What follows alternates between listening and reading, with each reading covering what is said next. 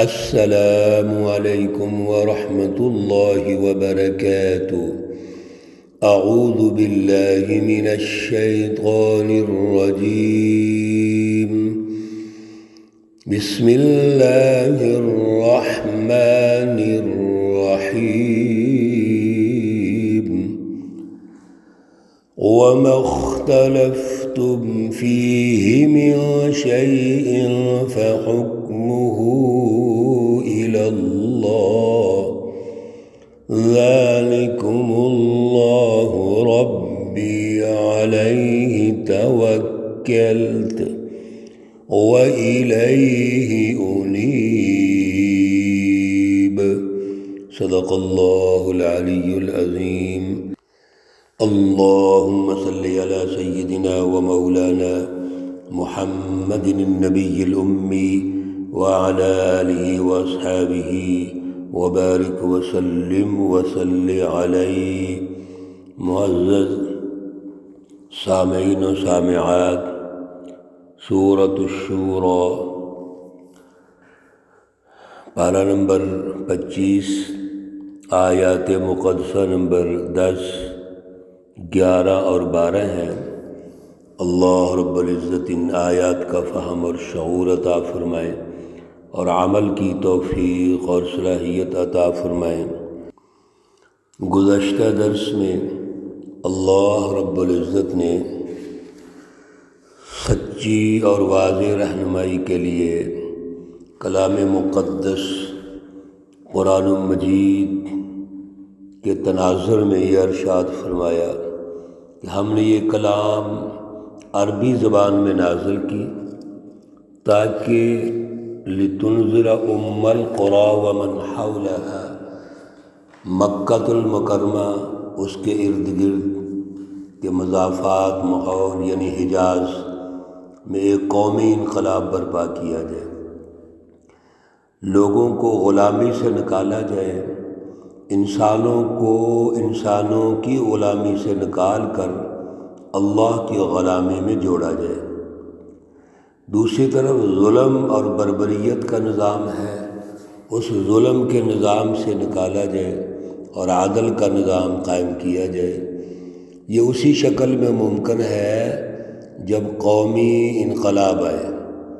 چنانچہ رسول اللہ صلی اللہ علیہ وسلم نے سب سے پہلے ریاست مدینہ، ریاست مکہ تشکیل کی اور قومی سطح پر اللہ کا نظام غالب کر دیا۔ پھر اگلا درجہ تھا بین الاقوامی انقلاب کا، وَتُنذِرَ يَوْمَ الْجَمْعِ لَا رَيْبَ فِيهِ۔ اب ضرورت اس بات کی تھی کہ اسی تحریک کو آگے چلایا جائے، تو رسول اللہ صلی اللہ علیہ وسلم نے خود بین الاقوامی انقلاب کی بنیادیں رکھ دیں، خطوط لکھے، اس وقت کے حکمرانوں کو لشکر بھی تیار کیا، یعنی تمام وہ بنیادی ضابطے جو بین الاقوامی انقلاب کے بنتے تھے وہ آپ نے قائم فرما دیے۔ جماعت کی تیاری ہے اور اس کے ساتھ ساتھ سیاسی طور پر رٹ کا قائم کرنا ہے۔ صحابہ اکرام خلفائے راشدین نے اسی کام کو آگے بڑھایا اور دنیا کے اندر اللہ کا نظام قائم کر دیا۔ اب آج کی آیات میں اللہ نے یہ واضح ارشاد فرما دیا کہ جب اللہ کا نظام غالب ہوتا ہے تو پھر اللہ ہی کی رٹ ہونی چاہیے، اللہ کے علاوہ کسی اور کی رٹ نہیں ہو سکتی۔ اگر کوئی اختلاف ہے کسی قسم کا بھی تو اس کے لیے فیصلہ اللہ کا ہوگا۔ وَمَا اخْتَلَفْتُمْ فِيهِ مِنْ شَيْءٍ، اور جس بات میں بھی جھگڑا کرتے ہو تم لوگ اور کسی چیز کے بارے میں بھی، من شیء وہ اقترابات کے حوالے سے ہو، عبادات کے حوالے سے ہو، ارتفاقات کے حوالے سے ہو، کسی اعتبار سے بھی اگر کوئی جھگڑا ہے، کوئی اختلاف ہے تو رجوع کس کی طرف ہوگا؟ فَحُکْمُهُ إِلَى اللَّهِ، پس اللہ کا حکم چلے گا، یعنی اللہ کی رٹ قائم ہوگی، یعنی اتھارٹی بتائی جا رہی ہے کہ اللہ کی اتھارٹی کو ماننا، تسلیم کرنا یہ ضروری ہے۔ میرے عزیزو، حکم اتھارٹی کو کہتے ہیں، رٹ کو کہتے ہیں، الفاظ کا نام نہیں ہے۔ جیسے آج کل ہم محض اللہ کو الفاظ کی حد تک بڑا مانتے ہیں، اللہ اکبر، اللہ بڑا ہے جی۔ اسی طریقے سے ہمارا ایمان اللہ پر ہے، ہم رسول اللہ صلی اللہ علیہ وسلم کے عاشق ہیں، یہ الفاظ ہیں، لیکن الفاظ کی رٹ نہیں ہے۔ پھر الفاظ کے جو نتائج ہیں، حکم، الفاظ تو عام نہیں ہوتے، اصل میں تو اس کا حکم ہوتا ہے، اور حکم رٹ سے ہوتا ہے، تو فَحُكْمُهُ إِلَى اللَّهِ، اصل میں اللہ کے احکامات کی رٹ ہونی چاہیے۔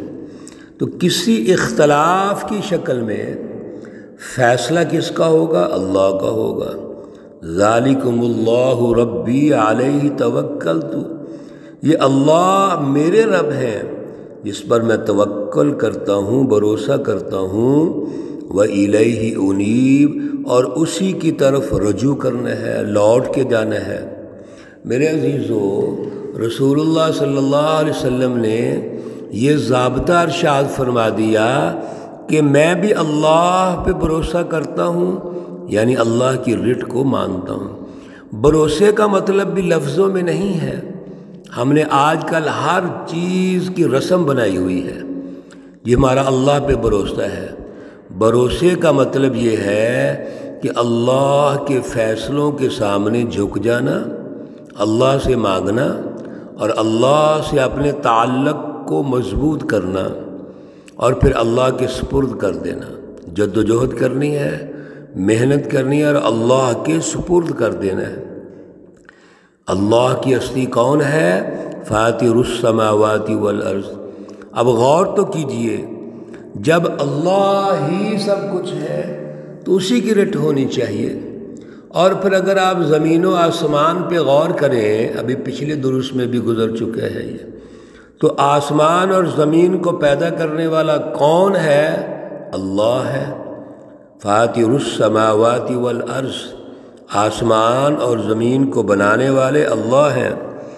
جعل لکم من انفسکم ازواجا، پھر آپ اپنے اوپر غور کیجئے، بنایا اس نے تمہارے لیے تمہیں میں سے جوڑا، یعنی انسانوں کو اللہ نے پیدا کیا تو جوڑے بنا دیے۔ وَمِنَ الْأَنْعَامِ أَزْوَاجًا، اور تمام دیگر جو حیوانات ہیں، چپائے ہیں، ان کے بھی جوڑے بنا دیے۔ يَزْرَعُكُمْ فِيهِ، اور پھر پوری دنیا میں ان کو پھیلا دیا۔ اللہ نے تمام مخلوقات کے جوڑے جوڑے پیدا کیے، اور پھر اللہ کی زمین میں سب پھیل گئے۔ میرے عزیزو، ذرا غور تو کیجئے، جب اللہ نے پیدا کیا اور اللہ نے پھیلا دیا تو یہ ساری مخلوق تو اللہ کی ہے۔ پھر مخلوقات میں فرق کیسا ہے؟ علاقے کے اعتبار سے تو ہو سکتا ہے فلاں علاقہ ہے، فلاں اس کا قبیلہ ہے، یہ وغیرہ وغیرہ چیزیں ہو سکتی ہیں، لیکن بطور انسان تو سب اللہ کی مخلوق ہے۔ وہ افریقہ کا رہنے والا ہو، امریکہ کا ہو، یورپ کا ہو، ایشیا کا ہو، کسی بھی بر اعظم کا ہے، اور کہیں بھی ہے، سب ایک انسان ہیں اور اللہ رب العزت کی مخلوق ہیں۔ لیس کمثلہ شیء، ہاں اگر اس پوری کائنات میں سب سے اونچی ہستی ہے جس کا کوئی نظیر نہیں تو وہ اللہ کی ہے۔ لیس کمثلہ شیء، اس طرح کا کوئی بھی نہیں ہے، نہ اس کی ذات میں نہ اس کی صفات میں۔ اللہ کو ہم مخلوق کی طرح سمجھ ہی نہیں سکتے، وہ تو تمام ان چیزوں سے بالا تر ہے۔ وَهُوَ السَّمِيعُ الْبَصِيرُ، اور وہ خوب سننے والا ہے، خوب دیکھنے والا ہے۔